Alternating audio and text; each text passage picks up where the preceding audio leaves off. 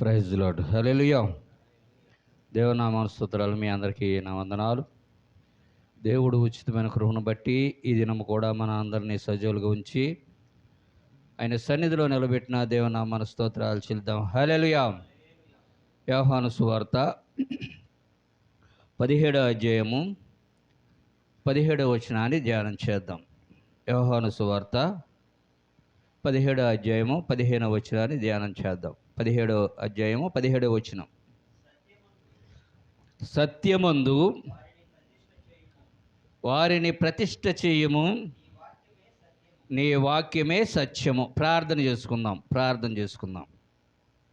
స్తోత్రం తండ్రి, రక్షక, కృపగల దేవా యేసయ్య, ఈ రాత్రికాల తండ్రి నువ్వు ప్రేమించి ఆశీర్వదించి మాకిచ్చిన ఈ క్రీస్తు రాకడ రక్షణదని ప్రార్థన మందిరాన్ని బట్టి నీ స్తుతులు స్తోత్రాలు చెల్లిస్తూ ఉన్నాం. మరి మొదటిగా పాటల ద్వారా మా స్వరాలు ముట్టి పరలోక రాగాలు దయచేసి ఉన్నావు. మరి ఎన్నిక లేని వాడిని తండ్రి నీ పక్షం నిలబడి ఉండగా నిలబడిన ఆత్మను మరుగు చేసి నీ ఆత్మ ద్వారా మాతోనూ నాతోనూ ప్రతి ఒక్కరితో ఈ రాత్రి కాల్సిన తండ్రి మాట్లాడమడుస్తున్నాం.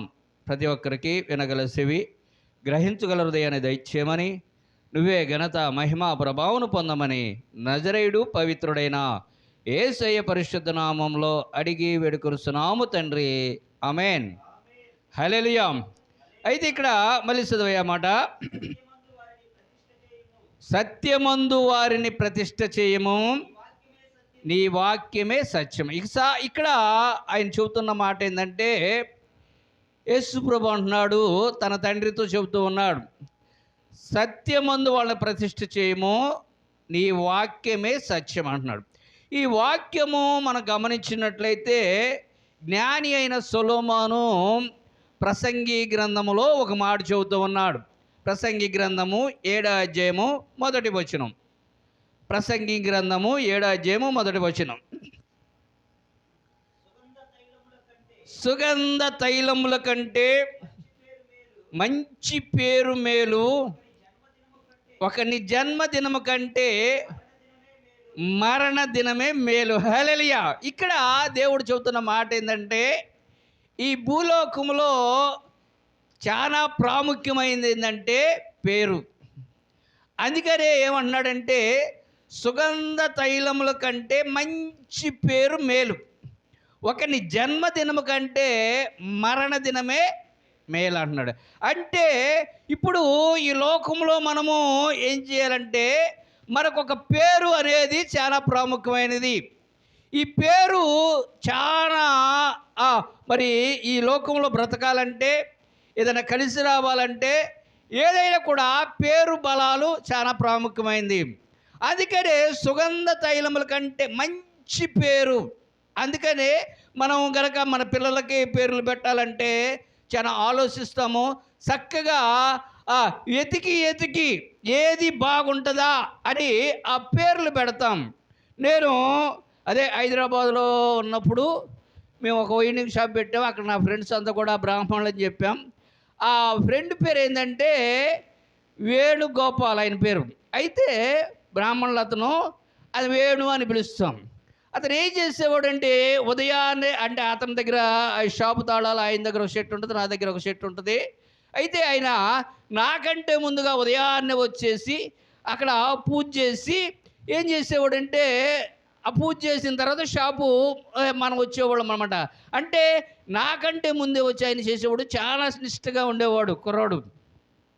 అయితే ఆయన ఒకసారి నేను అడిగా, ఆయన ఉదయాన్నే చక్కగా నామాలు పెట్టుకొని వస్తూ ఉంటాడు కదా, ఈ నామం అంటే ఏంటి అని అడిగా. అంటేను ఆయన ఏదో ఒక నామగడ్డ ఏదో విషయాన్ని చెప్పాడు. నామగడ్డతో గీస్తే అది నామం అవుద్దని అన్నాడు. అందుకనే ఆ తర్వాతగా మనం గమనించినట్లయితే ఈ లోకంలో ఒక సామెత ఉంది, పుడితే బ్రాహ్మణులలో పుట్టాలంట, సత్య సాయిబులలో చావాలంట. ఎందుకనంటే ఈ సాయిబులంట చనిపోయిన తర్వాత ఆ చనిపోయిన వారికంట కనీసము గోర్లు ఇంత మట్టి కూడా అంత నీట్గా తయారు చేస్తారంట. అయితే బ్రాహ్మణులలో అయితేనేమో వాళ్ళ మరి నామకరణమో మరి లేదా పేరు బలమో తెలియదు, అది చేసేటప్పుడు మగపిల్లల వారికి చాలా గ్రాండ్గా చేస్తారంట. అందుకనే నేను ఇతను అడిగి ఉన్న నామాలంటే ఆయన ఏదో నాముతో అదే మరి అక్షరంకితో ఏదో చెప్పాడు. అయితే ఇక్కడ ఈ పరిశుద్ధ గ్రంథాన్ని మనం గమనించినట్లయితే ఈ పరిశుద్ధ గ్రంథంలో ఒక మాట చెబుతూ ఉన్నాడు. చూడండి, యోహాను సువార్తలో 5వ అధ్యాయము 43వ వచనంలో ఇక్కడ యేసు ప్రభువు ఒక మాట చెబుతున్నాడు. యోహాను సువార్త 5వ అధ్యాయము 43వ వచనం, నేను నా తండ్రి నామమున వచ్చి ఉన్నాను. హల్లెలూయా. ఇక్కడ నామము అంటున్నాడు యేసు ప్రభు. నామము అనగా దానికి అర్థం ఏంటంట? పేరు. పేరుని ఏమంటామంట మనము? నామము అంటాం. అయితే ఇప్పుడు యేసు ప్రభు అంటున్నాడు, నేను నా తండ్రి నామమున వచ్చి ఉన్నాను. ఏమన్నాడంట? నా తండ్రి నామమున వచ్చి ఉన్నాను అని. ఇక్కడ అదే 14వ అధ్యాయంలో యోహాను సువార్త 14వ అధ్యాయం 26వ వచనంలో ఇంకొక మాట చెబుతున్నాడు యేసు ప్రభువే. ఆదరణకర్త, తండ్రి నా నామమున పంపబోవు పరిశుద్ధాత్మ సమస్తమును మీకు బోధించి నేను నీతో చెప్పిన సంగతులన్నిటినీ. హల్లెలూయా. ఇక్కడ ఏమన్నాడంటే తండ్రి నా నామమున ఎవరిని పంపిస్తారంట? ఆదరణకర్త. ఇప్పుడు యేసు ప్రభు ఏమంటున్నాడు? నేను నా తండ్రి నామమున వచ్చి ఉన్నాను. ఇప్పుడు ఇంకొక వ్యక్తి వస్తాడు. ఆయన ఎవరంట? ఆదరణకర్త నా నామమున వస్తాడు. అసలు నామము అంటే ఇప్పుడు తండ్రిదే నామము. అమ్మా, తండ్రిదే నామము. చూడండి ఒక మాట, సామెతల గ్రంథము 30వ అధ్యాయము 4వ వచనం. ఇక్కడ ఈ జ్ఞాని అయిన సొలొమోను చాలా చక్కగా ఒక విషయాన్ని చెబుతూ ఉన్నాడు. ఆకాశమునకెక్కి ఏం చేశాడంట? ఇక్కడ జ్ఞాని అయిన సొలొమోను చెబుతున్నాడు, జ్ఞాని ఆకాశమునకెక్కి మరల దిగిన వాడెవడు? తన పిడికెళ్లతో ఏం చేశాడంట? ఇక్కడ మనం చాలా జాగ్రత్తగా ఒక వ్యక్తిని గురించి వర్ణిస్తూ ఉన్నాడు. ఆయన ఎవరైతే ఆకాశానికి ఎక్కి దిగిన వాడెవడు? ఆయన గాలినడ్డ ఎలా పిడికిళ్లతో పట్టుకుంటారా? ఎవరన్నా గాలిని పిడికిల్లో పట్టుకుంటారా? పట్టుకున్నవాడెవడు? బట్టలో నీళ్లు మూట కట్టిన వాడెవడు? హల్లెలూయా. ఏంటంట? ఇప్పుడు అక్కడ అర్థం అవుతుందా? ఏం చేస్తున్నాడంటే ఈయన బట్టలో నీళ్ళని మూట కడుతున్నాడంట. అంటే బట్టలో నీళ్లు మూట కట్టగలుగుతాడా? అయితే ఇక్కడ మూట కడతాడు అని చెబుతున్నాడు. ఆకాశానికి ఎక్కి దిగుతున్నాడు, గాలిని పిడికితో బిగిస్తున్నాడు, అలాగే నీటిని గుడ్డలో చుట్టి మూట కడుతున్నాడు. భూమి యొక్క దిక్కులన్నిటినీ స్థాపించిన వాడెవడు? హల్లెలూయా. ఇక్కడ ఏంట? భూమి యొక్క దిక్కులన్నిటిని కూడా ఏం చేశాడు? ఆయన స్థాపించాడు. ఆయన గురించి చెబుతూ వర్ణిస్తున్నాడు. ఆయన ఆకాశానికి ఎక్కి దిగుతాడు, గాలిని గుప్పెట్లో బంధిస్తాడు, నీళ్ళని గుడ్డలో సుడతాడు. నా దిక్కులన్నిటిని కూడా ఆయన ఏం చేశాడంట? సృష్టించినవాడు. ఆయన పేరేమో హల్లెలూయా. ఆయన కుమారుని పేరేమో హల్లెలూయా. ఏంటంట? ఒక మాట చెబుతున్నాడు ఇక్కడ. ఆయన పేరేమో ఆయన కుమారుని అంటే ఇప్పుడు మీకు అర్థమవుతుంది. ఇక్కడ మనం ఏం చెబుతున్నాడంటే ఆ వ్యక్తికి అంటే ఈ సృష్టిని సృష్టించిన వ్యక్తి కంట, ఆకాశానికి ఎక్కి దిగిపోయే వ్యక్తి, గాలిని పిడికల్లో పట్టిన వ్యక్తి, గుడ్డలన్నిటిని మూటగట్టిన వ్యక్తి, ఆయనే ఈ దిక్కులన్నిటిని కూడా చేసిన వ్యక్తి. ఆయన పేరేమో. ఆయన కుమారుని ఏంటంటే ఆయనకు ఒక కుమారుడు పేరేమో అంటున్నాడు. ఇప్పుడు పేరంటే ఏంటిదంట? యేసుప్రభు నేను నా తండ్రి నామమున వచ్చి ఉన్నా అన్నాడు యేసుప్రభు. ఇప్పుడు ఇప్పుడు ఆ సృష్టికర్త ఎవరున్నారంట? సృష్టికర్తకి ఎవరున్నారయ్యా? ఎవరున్నారు? కుమారుడు ఉన్నాడు. అందుకనే ఆయన పేరేమో, ఆయన కుమారుని పేరేమో. ఏం పేరు? అక్కడ నిజముగా చూస్తే ఇప్పుడు ఏం చేయాలి? ఇంకో వ్యక్తి రావాలి అక్కడ, అంతే కదా. పరిశుద్ధాత్మని పేరేమో అని అక్కడ పరిశుద్ధాత్మని పేరు చెప్పట్లా, తండ్రి పేరును తన కుమారుని పేరే చెబుతున్నాడు. ఎవరా తండ్రి అని మనం గమనించినట్టయితే ఏంటి ఆయన పేరు అంటే ఇక్కడ చూడండి, యెషయా గ్రంథము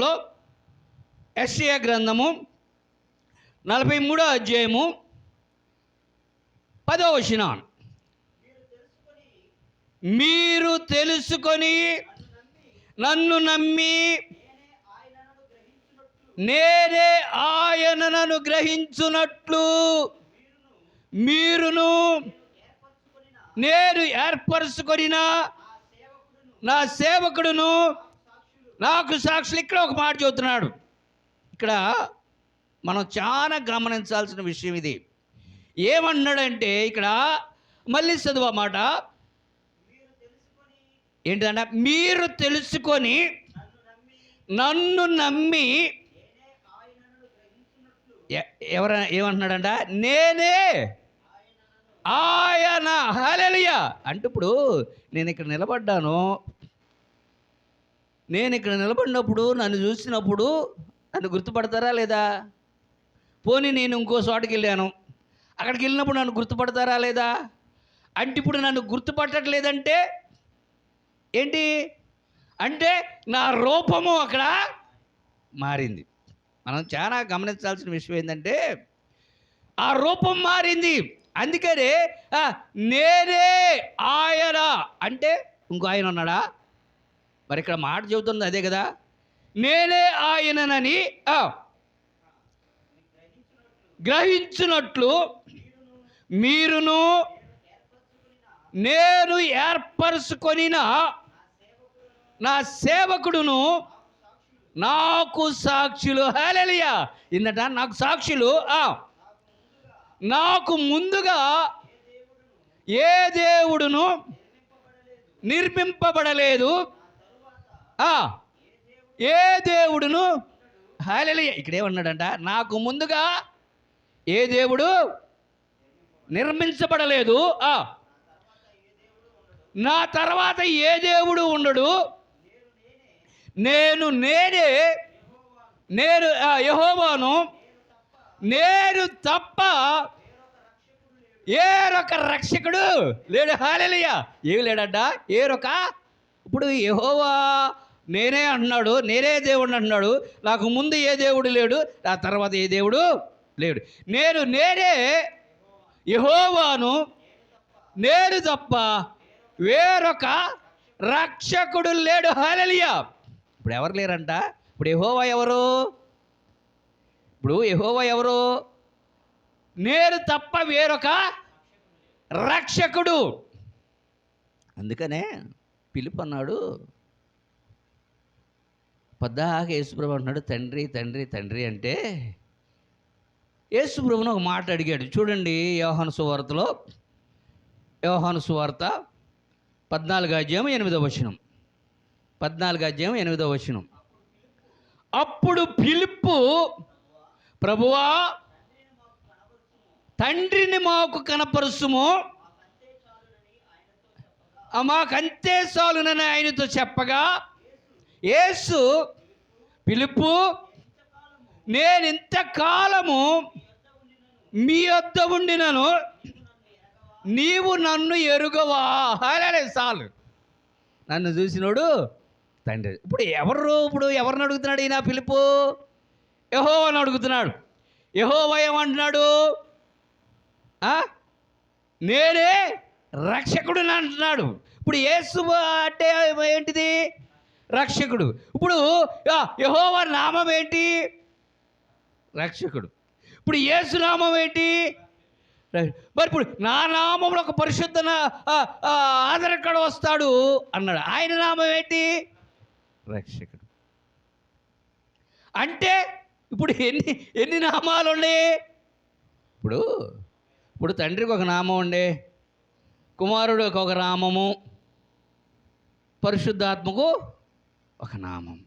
ఇప్పుడు ఎన్ని నామాలు? 3 నామాలు. హల్లెలూయా. ఏంటంట? నామము. ఇప్పుడు నామం అంటే ఒకటే. ఇప్పుడు ఎన్ని నామాలు ఉన్నాయంట? 3 నామాలు. అంటే ఇప్పుడు పరిశుద్ధ గ్రంథాన్ని కనుక మొత్తం కూడా మనం పరిశీలన చేస్తే ఈ పరిశుద్ధ గ్రంథం మొత్తం మీద కూడా గొర్రెల కాపర్ల మీద ఆధారపడి ఉంటుంది. ఎవరి మీద ఆధారపడి ఉంటుందంట? ఈ పరిశుద్ధ గ్రంథం మొత్తం కూడా గొర్రెల కాపర్ల మీద ఆధారపడి ఉంటుంది. అయితే ఈ గొర్రెల కాపర్లో దగ్గర 2 కర్రలు ఉంటాయి. ఆ చిన్నప్పుడు ఆ వాడవల్లి గుడివాడ పక్కన ఆ వనదూరు అని ఉండేది. అక్కడ ఆ ఊరిలో చిన్నప్పుడు మేము ఉన్నప్పుడు అక్కడ గొర్రెలు మేకలు బాగా కాస్తూ ఉండేవాళ్ళు. వాళ్ళ చేతిలో 2 కర్రలు ఉండేవి. ఒకటి పొడిగాటికి ఉండేది, దానికి చివర కొడవలు కట్టి ఉండేది. కొడవలు కట్టి ఉంచుతారు. ఒక చేతిలోనేమో చిన్న కర్ర ఉంటుంది. ఇప్పుడు ఏంటి ఈ విషయం అయితే, ఈ పొడిగాటి కర్రతోనేమో ఏం చేస్తారంట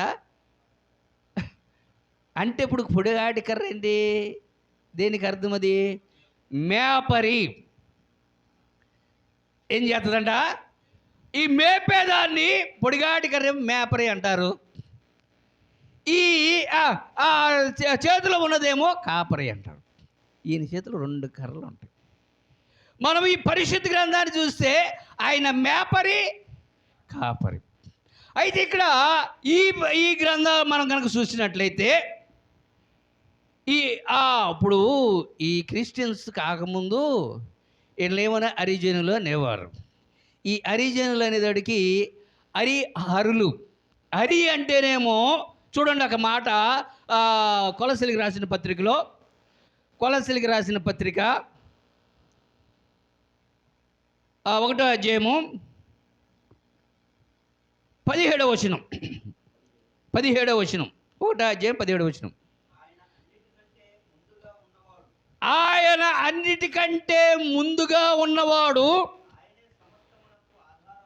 ఆయనే సమస్తమునకు ఆధారభూతుడు.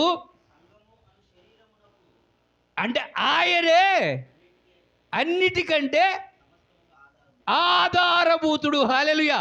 హరి అనగా ఆధారభూతుడు, అంటే ఆదిలో ఉన్నవాడు. ఆదిలో ఉన్నవాడిని ఏమంటారంట? హరి అంటారు. ఆ ఆదిలో ఉన్నవాడు మృతుడై లేచిన తర్వాత హర అంటారు. హరిహరులు ఇద్దరు కూడా ఒకే. ఈ హరి అనగా ఇప్పుడు ఏముంటుంది? ఆయనకి ఏముంటుంది తెలుసా మీకు? ఆయన మొహం మీద నామాలు ఉంటాయి తెలుసా? ఏముంటాయి? నిలువుగీతుకున్నవాడిని ఏమంటారు? హరి అంటారు. అడ్డగీతలు ఉన్నవారిని ఏమంటారు? హరహర అంటారు. అంటే ఏంటి? ఇప్పుడు ఈ నిలువుకున్న ఆయనేమో, బొట్లో ఉన్నవారేమో మేపరి, ఈ అడ్డుగా ఉన్నవారినేమో కాపరి అంటారు. ఈయన మేపరి, ఆయన కాపరి. ఈ హరిహరుల్ని వాళ్ళు ఏం చేసేవాళ్ళు? పూజించేవాళ్ళు, ఆరాధించేవాళ్ళు. అంటే మీకు ఈయనేమో దేవతల పక్షాన ఉంటాడు, ఈయనేమో రాక్షసులు. అంటే విష్ణువేమో దేవతల పక్షాన ఉంటాడు, ఈ శివుడేమో రాక్షసుల పక్షాన ఉంటాడు. ఈయనేమో కాపరి, ఆయనేమో మేపరి. అయితే ఇక్కడ మనం గమనించాల్సింది ఏంటంటే, వీరు నిజంగా కనుక చూస్తే ఈ మధ్య నేను రోడ్డు మీద వెళ్తుంటే ఒక పాట వినపడింది. అదేంటంటే రామదాసు సినిమాలో పాట అంటారు. వాళ్ళు ఏమన్నారంటే, ఏ మూర్తి 3 మూర్తులుగా వెలిసిన మూర్తి, ఏ మూర్తి ముజ్జగంబుల మూర్తి, ఏ మూర్తి శక్తి చైతన్యమూర్తి అన్నాడు. అంటే ఇప్పుడు ఆ మాటగా అర్థం అంటే నాకు అనగానే ఆ పాట అనగానే ఏంటి ఇటుందని గబగబా ఫోన్ తీసి వీడియో ప్లే తీసి చూపిస్తే ఇప్పుడు ఇక్కడ ఏమన్నాడు, ఏ మూర్తి 3 మూర్తులుగా వెలసిన మూర్తి. అంటే ఇప్పుడు ఎవరు చూసినా కూడా దేవుడు అనేవాడు తిత్వం. ఎంతట తిత్వం అనగా ఇప్పుడు ఏమవ్వాలి అక్కడ. అందుకని 3 నామాలే ఉంటాయి. ఇప్పుడు అడ్డనామాలైనా నిలువు నామాలైనా 3 ఉంటాయి, తండ్రి కుమార పరిశుద్ధ, అంటే బ్రహ్మ విష్ణు మహేశ్వరుడు. అయితే ఇక్కడ ఈ పాటకి అర్థం ఏంటి అంటే ఏ మూర్తి 3 మూర్తులుగా. నిజంగా నేను చూడగానే అసలు ఏంటి 3 అవతారాలనేది చూస్తే అక్కడ ఆ పాట వేసిన కాడ రాముణ్ణి, లక్ష్మణుణ్ణి, సీతని, ఆంజనేయ, ఈ 4 బొమ్మలు చూపించారు. ఇప్పుడు ఈ భారతదేశంలో ఎంతమంది ఉన్నారు? చెప్పిన ప్రకారము 135 కోట్ల మంది భారతీయులు హిందువులుగా దేవుని ఆరాధించే వాళ్ళు ఉన్నారు. వీరిలో ఈ పాట విన్నప్పుడు ఒక్కరికైనా ఆలోచన ఉందా లేదా, రావాలా లేదా? ఇప్పుడు దేవుణ్ణే కదా ఆరాధిస్తుంది. ఇప్పుడు ఈ వ్యక్తి ఏమని పాడుతున్నాడు, ఏ మూర్తి 3 మూర్తులుగా వెలసిన మూర్తి అంటున్నాడు. అంటే ఇప్పుడు నిజంగా కనుక ఈ విష్ణువుడు కనుక చూస్తే వాళ్ళు రాయాల్సిన పాట ఏమని పాడాలి వాళ్ళు, ఏ మూర్తి దశావతారాలుగా వెలిసిన మూర్తి, ఏ మూర్తి ముజ్జగముల మూలమూర్తి. ఆ విష్ణు అనే ఆయనకే 10 అవతారాలు ఉన్నాయి. ఇప్పుడు ఇలా పాడాల్సిన పాట ఏంటంటే 10 అవతారాల వ్యక్తి అయినా. ఇప్పుడు శివుడికి అన్ని అవతారాలు లేవు, బ్రహ్మక అన్ని అవతారాలు లేవు. ఇప్పుడు శివుడు కానీ బ్రహ్మ కానీ అలాగే విష్ణువు కానీ ముగ్గురు కూడా ఒకాముకు పుట్టినవారు, ఆది పరాశక్తికి పుట్టారు రాశారు. ఇప్పుడు ఆయనకి సంబంధం లేదు. ఈ ముగ్గురు కలిపి ఈ 3 ఒకే వ్యక్తి 3 అవతారాలు ఎత్తిన వ్యక్తి కాదు. ఇప్పుడు వీళ్ళు రాయాల్సింది ఏంటంటే ఇప్పుడు అనిపిస్తుంది. ఇప్పుడు ఎందుకంటే ఎవరు రాసినప్పుడు వీళ్ళు ఈ పాట రాసిన వాళ్ళు వెళ్ళి ఒక్కళ్ళని అడగాలి, ఎందుకు రాసావు ఇలా, అవునా కాదా? ఇప్పుడు నువ్వు ఆపినా ఆగని సత్యం అర్థమవుతుందా? ఇప్పుడు మనం ఆపినా ఆగని సత్యం ఏంటి అంటే ఇప్పుడు ఎవరు రాయాలి, వీళ్ళు 10 అవతారాలు అని రాయాలి. కానీ ఇక్కడ ఏమని రాస్తున్నారంటే 3 మూర్తులుగా వెలిసిన ముజ్జగంబుల మూలమూర్తి, శక్తి చైతన్యం, అంటే ఎప్పుడు వచ్చిన వ్యక్తిగా ఉన్నాడు. నిజంగా ఈ పాటను కనుక చూస్తే ఎవరికి సంబంధించిందిగా ఉంటుంది, ఎవరికి సంబంధించింది ఉంటుంది? చైతన్యాన్ని ఇచ్చింది ఎవరు? యేసుప్రభే. యేసుప్రభు గురించి పాడినట్టు ఉంటుంది. మరి ఎందుకు మనకి అర్థం కావట్లేదు? ఇప్పుడు ఒక పాట రాసినా వేసినా కూడా ఇప్పుడు మన సొంత విషయం, ఇల్లు కాదు కదా, ఆ విషయాలు కాదు కదా. ఇప్పుడు ఎవరికి సంబంధించినది? దేవుడికి సంబంధించినది. అందుకనే ఇక్కడ నామాలు అనగా ఏంటి అంట, పేర్లు. అందుకనే అరిజినల్ అని ఎప్పుడు అన్నారంటే, ఇప్పుడు నేను ప్రసంగంలో చెప్పా, అరిజినల్ అంటే ఎవరు అంటే వీళ్ళన్న, వారి పేర్లు ఏం చెప్పా నేను, మాల జపమన్న, వాళ్ళ అసలు పేర్లు వీళ్ళు చెప్పేశారు. ఏమని చెప్పారు తెలుసా?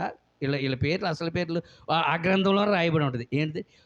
ఒక ఆయన పేరేమో జయ అంట, ఇంకా ఆయన పేరు విజయ. వీరిద్దరే వైకుంఠములో దేవుడి దగ్గర ద్వారపాలకులుగా ఉన్నారు. హల్లెలూయా. ఎలా ఉన్నారంట?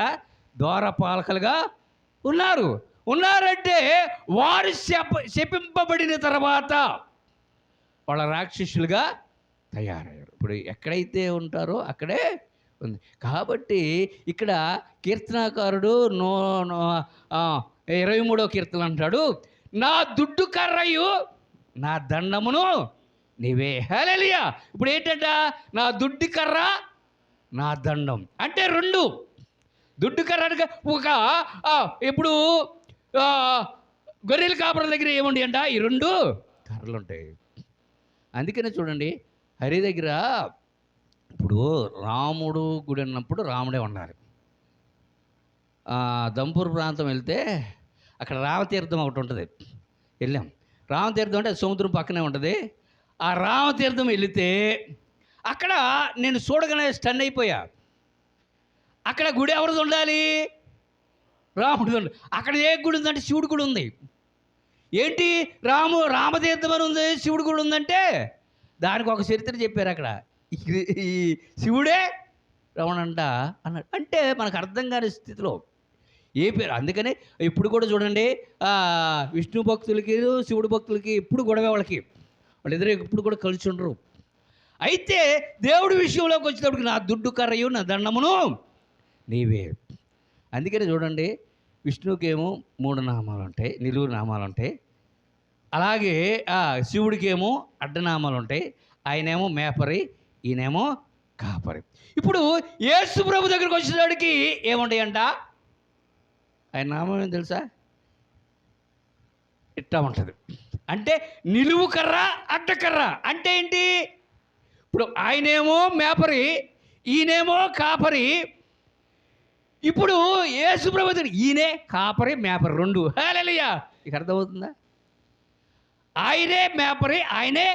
ఇప్పుడు ఆయన దగ్గరికి వెళ్తే ఒకటే ఉంటుంది, ఈయన దగ్గరికి వెళ్తే ఒకటే ఉంది, ఈయన దగ్గర ఈ 2 ఉన్నాయి. ఎందుకని? ఆదిలో ఆదాముకి ఏమిచ్చాడంట? ఏం పని అప్పచెప్పాడు? ఆదాముకి కాపురతనమా? చూడండి ఒకసారి 2వ అధ్యాయము 15వ వచనం. ఆది కాండము 2వ అధ్యాయము 15వ వచనం. మరియు దేవుడైన యెహోవా నరుని తీసుకొని ఏదెను తోటను చేర్చపరుచుటకును దాన్ని కాచుటకును. హల్లెలూయా! ఇప్పుడు ఏం పని అప్పు చెప్పాడంట? కాపరి, మేపరి, 2 పనులు ఆయనకు అప్పు చెప్పాడు. ఆయన తర్వాత ఒక్కొక్కరికి ఒక్కొక్క పని అప్పచెప్పాడు. ఇప్పుడు యేసు ప్రభుకి ఆ 2 పనులు అప్పచెప్పాడు. ఇప్పుడు యేసు ప్రభు ఎవరు? చూడండి ఆ మాట. కొరింథీయులకు రాసిన మొదటి పత్రిక 15వ అధ్యాయము 45వ వచనం. కొరింథీయులకు రాసిన మొదటి పత్రిక. ఇందు విషయమై ఆదామును మొదటి మనుష్యుడు జీవించు ప్రాణి ఆయనని రాయబడి ఉన్నది. కడపటి ఆదాము జీవింపచేయు. ఇప్పుడు ఈయన ఎవరంట? యేసు ప్రభు. ఇప్పుడు ఆదామేనైనా మొదటి ఆదాముకి ఏ పని అయితే అప్పుడు చెప్పాడో అదే ఆదాము ఇప్పుడు ఎక్కడికి వచ్చాడంట? కడపటి ఆదాము. ఆ మొదటి ఆదామేమో మరణాన్ని తెచ్చాడు. మొదటి ఆదామేమో మరణాన్ని తెచ్చాడు. ఈ కడపటి ఆదామేమో జీవాన్ని తెచ్చాడు. ఇప్పుడు ఇది కదా నామం అనగా పేరులు. అందుకని ఒక్కొక్కడికి ఒకే నామం ఉండాలి. కానీ ఇప్పుడు ఎన్ని నామాలు ఉన్నాయి? ఒకళ్ళకి 3 నామాలు ఉన్నాయి. 3 నామాలు అంటే తండ్రి, కుమార, పరిశుద్ధాత్మ. అందుకనే నేనే ఆయనను. ఎవరైనా 3 విధాలుగా వచ్చిన వ్యక్తి. నేనే యెహోవాను, నేను తప్ప వేరొక రక్షకుడు లేడు అన్నాడు. అప్పుడు యేసు ప్రభు వచ్చేమన్నాడు? తండ్రి నామమున నేను వచ్చి. అప్పుడు తండ్రి కుమారుడు ఏం చేస్తున్నాడు? రక్షిస్తున్నాడు. అలాగే నా నామములో పరిశుద్ధాత్మ వస్తాడు. ఆయన ఏం చేస్తాడు? రక్షిస్తాడు. అంటే ఇప్పుడు వీళ్ళ పని అంతా ఏంటి? దేవుడి పని అంతా రక్షించే పనే. ఏమి రక్షిస్తాడు? మనం మరణాన్ని తెచ్చుకున్నాం కాబట్టి ఆ మరణాన్ని రక్షించేవాడు, మరణాన్ని తీసేవాడు. అందుకని ఎవరైతే ఈయన దగ్గరికి వస్తారో, ఇది ఒక మనిషికి సంబంధించింది కాదు. ఎందుకంటున్నామంటే అందుకనే ఇప్పుడు చదివా యెషయా గ్రంథం 43వ అధ్యాయము 10వ వచనం.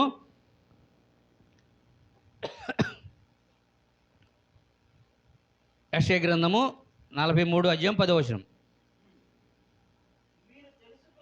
మీరు తెలుసుకొని నన్ను నమ్మి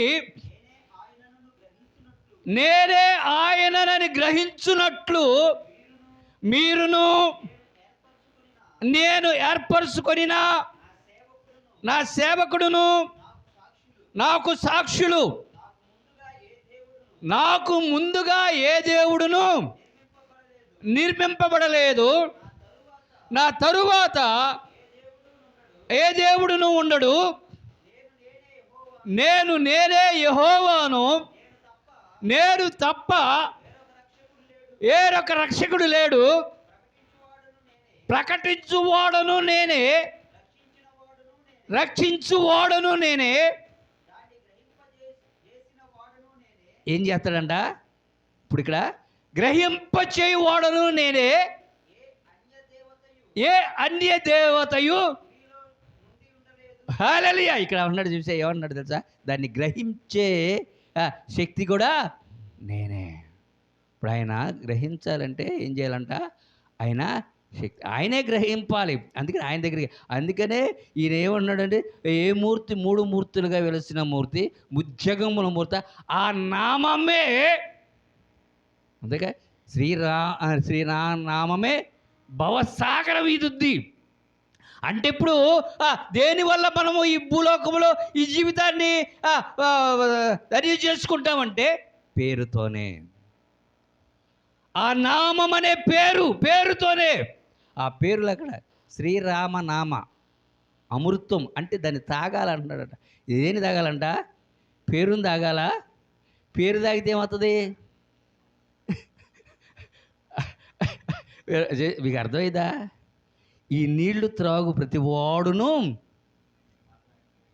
ఎప్పుడూ దప్పికొనడు, వాణిలోని ఊరేటి నీటి బుగ్గగా అనే యేసు ప్రభు చెబితే, ఈ నామాన్నే, అంటే పేరు అనేది చాలా ప్రాముఖ్యం.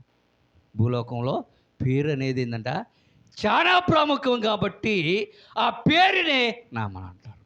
ఇప్పుడు దీంట్లో మనము తెలుసుకుంటమే. యేసు ప్రభు వెళ్ళి సువార్తను ప్రకటించు, నమ్మిన వాడికి రక్షణ పొందుతాడు, నమ్మని వాడికి. ఇది నిజమా కాదని తెలుసుకుంటామే. ఇదిగో ఈ ఒక ఆయన మేపరిగా ఉన్నాడు, ఒక ఆయన కాపరిగా ఉన్నాడు, ఒక ఆయనేమో మేపరి కాపరిగా ఉన్నాడు. ఈ ముగ్గురిలో కూడా ఉన్న నామాలు ఏంటంట? 3. కాబట్టి మనం ఆ సత్యాన్ని తెలుసుకోవాలి. ఆ పేరు అనేది చాలా ప్రాముఖ్యం. పేర్లన్నీ కూడా యేసుప్రభువే.